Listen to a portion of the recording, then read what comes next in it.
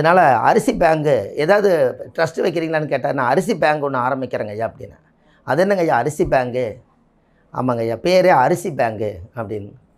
அப்படின்னா நீங்கள் யாராவது 1 கிலோ அரிசி, 5 கிலோ அரிசி, 10 கிலோ அரிசி கொடுத்தீங்கன்னா, வணக்கம்மா, வணக்கங்கம்மா, அரிசி பேங்க் ஆரம்பிக்கலாம் அப்படின்னு.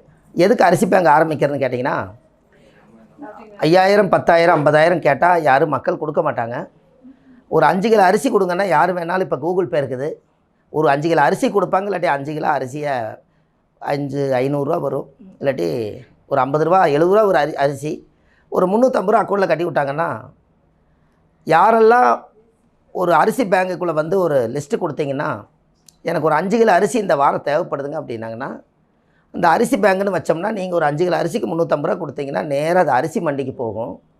அந்த அரிசி மண்டியிலேருந்து 5 கிலோ எடுத்து அவங்க டோர் டெலிவரி ஆகி யார் வீட்டில் அரிசி இல்லையோ அவங்களுக்கு 5 கிலோ அரிசி போயிடும். அதுக்காக ஒரு பேங்க் ஆரம்பிக்கிறேங்க, அரிசி பேங்க்.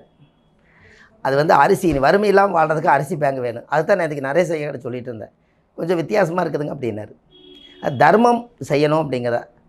அப்போ தர்மம் தலை காக்குன்னு சொன்னாங்கல்லங்க ஐயா. தலை காக்குன்னா தலையைத்தானே காக்குது. இதுக்குள்ளே தானே மூளை இருக்குது, இதுக்குள்ளே தானே அறிவு இருக்குது. அதனால் தர்மம் தலை காக்கும். இது இல்லைன்னா முண்டை வேலை செய்யாதல்லங்க ஐயா. அதனால் அந்த முன்னோர்களை சொல்லி வச்சாங்க. தர்மத்தை நம்ம செய்வோமே அப்படிங்கிறக்காக அந்த அரிசி பேங்க் சொல்லிச்சு.